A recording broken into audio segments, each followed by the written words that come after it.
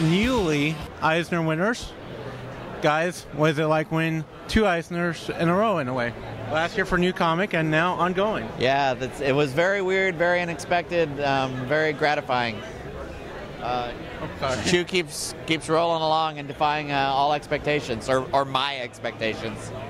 Well, I remember last year you told us that you were just happy that you hit, what, number 15? Yeah.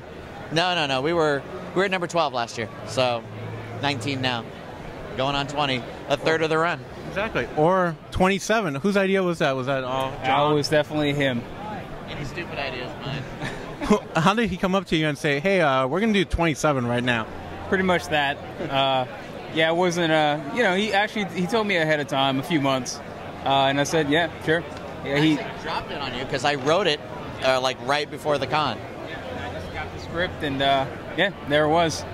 So what's the premise of just skipping to 27 and then going back to the number? I just thought it would be fun, and later on I realized after the fact that here's a character who bites people and sees the future, and we are looking into the future as we really get our first look at this character.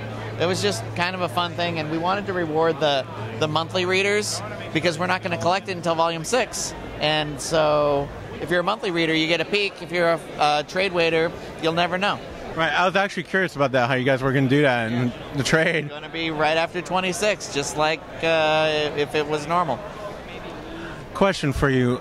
There's a lot of weird little stuff in the back of the panels. Mm-hmm. Is that all you, or is that John? It's probably 90% me, 10% John, maybe. Yeah, I add jokes now that I know he does. Like, hey, this would be funny. And it's like, is Rob going to put my joke? No, didn't think it was funny.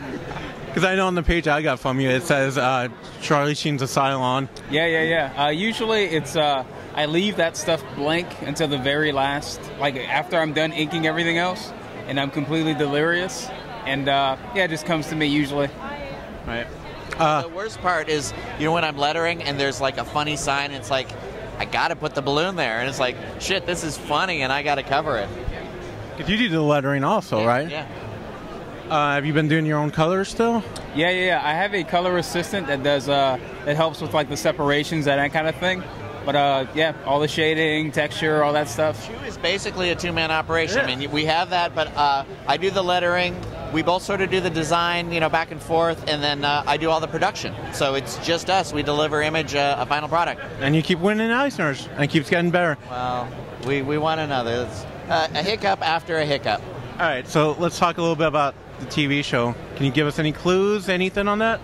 It's Showtime. Stephen Hopkins is directing it. We got Ron Milbauer and Terry Hughes Burton from Eureka.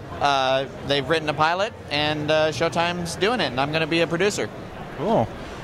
Can you give us any clues of what's going to go on in Chew in the next year? Some really, really fun stuff. It's always fun. Yeah, but also some really, really sad stuff. And that's it. And the focus is going to be a little more off of Tony and some other kind Which Tony? The male Tony. Okay. And some other characters sort of get a little more spotlight. Interesting. Yeah. Well, there you go. Next year, because we've already done 27, so when 27 rolls around, there's going to be a hole in our schedule. So, Secret Agent Poyo, one shot. Wow. You heard it here. Thank you for watching. Thank you, guys. Thanks, ComicImpact.